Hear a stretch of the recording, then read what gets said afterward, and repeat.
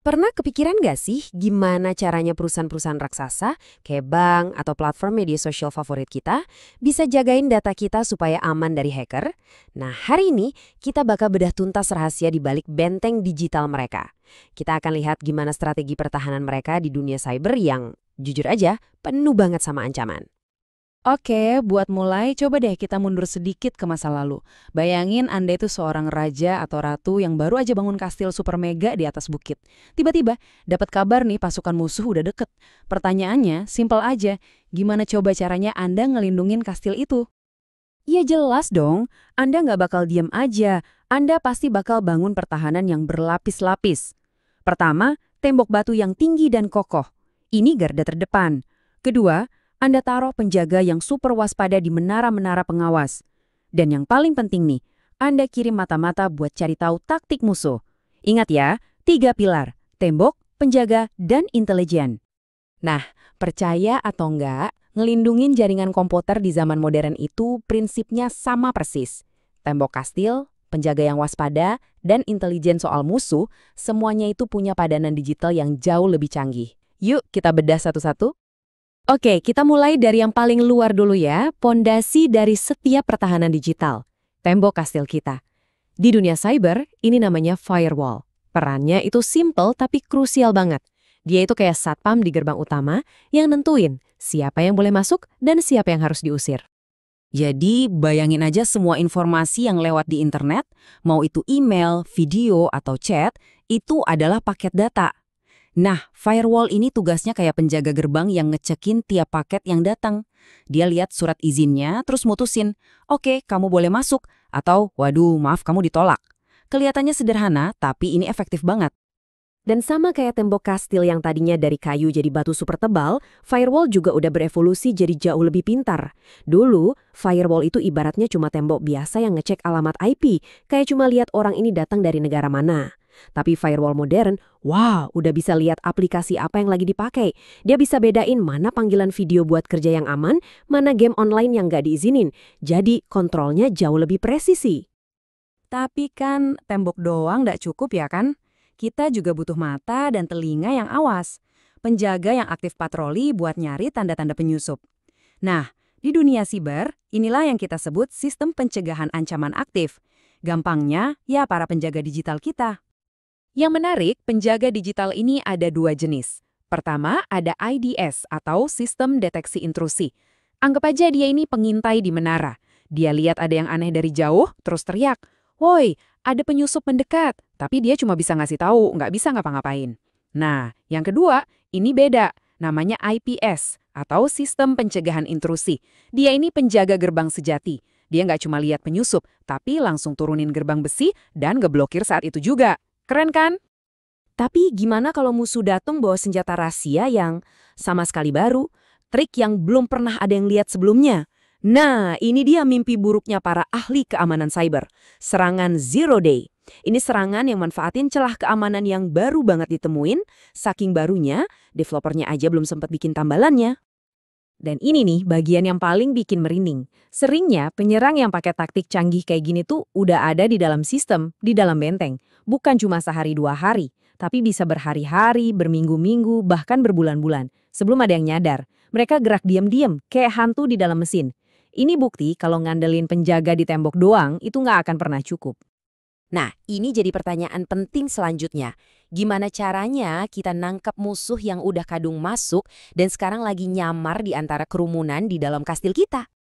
Cara lama itu pakai yang namanya tanda tangan atau signature. Gampangnya, ini kayak ngasih penjaga kita setumpuk poster buronan. Mereka bakal cocokin muka tiap orang di dalam kastil sama foto yang ada di poster.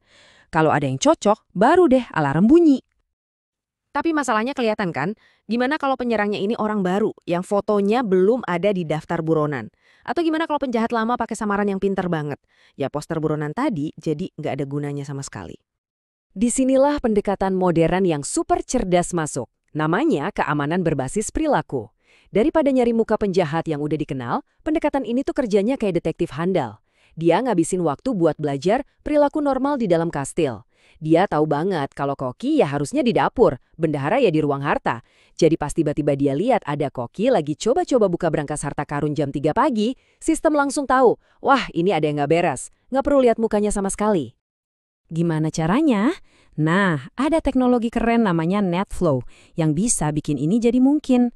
Anggap aja NetFlow itu kayak sistem CCTV super canggih yang nggak cuma ngerekam muka, tapi juga nyatet setiap gerakan dan interaksi di seluruh jaringan.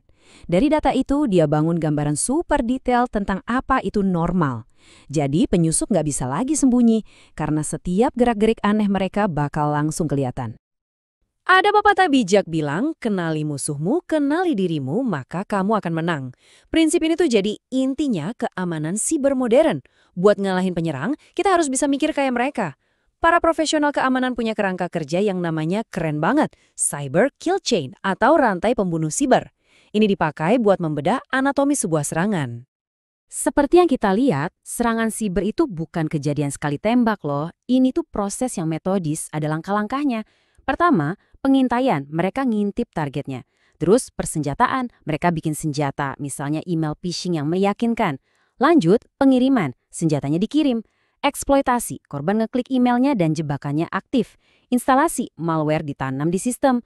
Terus perintah dan kontrol, penyerang ngambil alih kendali dari jauh. Dan terakhir, aksi, tujuan utamanya tercapai, nyolong data. Nah, dengan paham tiap langkah ini, tim bertahan bisa pasang jebakan di setiap tahapnya. Tentu aja, buat ngejalanin semua strategi ini butuh tim ahlinya kan? Inilah tugasnya CSIRT. Anggap aja mereka ini dewan perang atau tim elitnya kastil. Begitu alarm bunyi dan ada serangan, mereka inilah yang langsung kumpul, mimpin pertahanan, ngatur respons, dan berusaha supaya kerusakannya seminimal mungkin. Oke, sekarang coba kita lihat dari gambaran besarnya. Bangun pertahanan cyber yang benar-benar kuat itu bukan cuma soal beli teknologi paling baru dan paling mahal. Bukan, ini soal strategi holistik yang nyatuin 3 elemen kunci yang nggak bisa dipisahin. Coba deh lihat bagan ini penting banget. Teknologi, semua firewall canggih, IPS, dan antivirus itu ternyata cuma 40% dari solusi. Sisanya yang sama pentingnya adalah proses yang jelas, misalnya aturan soal backup data atau cara nanggepin insiden, dan tentu saja manusia. Kalau kita abai sama salah satunya, itu sama aja kayak bangun tembok super kuat, tapi gerbang depannya dibiarin kebuka lebar. Dari sisi teknologi dan proses, ini ibaratnya daftar periksa yang wajib ada. Nggak bisa ditawar. Firewall modern, sistem yang selalu diupdate, cek risiko rutin, dan yang paling penting, pastiin data cadangan itu beneran bisa dipakai. Ini semua adalah fondasi teknis dan prosedur dari sebuah benteng digital yang kokoh. Tapi, sering banget perangnya itu justru dimenangkan atau dikalahkan di level manusia. Kebijakan keamanan yang jelas, ngelatih karyawan biar bisa ngenalin email jebakan, dan rutin muji kesiapan tim, ini semua mutlak diperlukan. Ingat ya, manusia itu bisa jadi sensor keamanan paling canggih dan pertahanan terkuat. Atau sebaliknya, jadi pintu masuk termudah buat penyerang. Jadi, kalau ada satu hal yang perlu banget kita ingat dari semua ini, ya ini dia.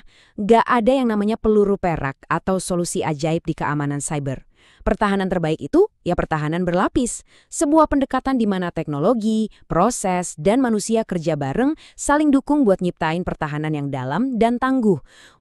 Sebagai penutup, saya mau kasih satu bahan pikiran buat kita semua. Coba pikirin deh, seluruh dunia modern kita, sistem perbankan, data rekam medis kita di rumah sakit, bahkan infrastruktur pemerintah, semuanya dibangun di atas benteng-benteng digital ini. Mengingat ancaman yang makin hari makin pintar dan makin canggih, pertanyaannya sekarang adalah, apa kita yakin tembok pertahanan mereka cukup kuat buat ngelindungin kita semua?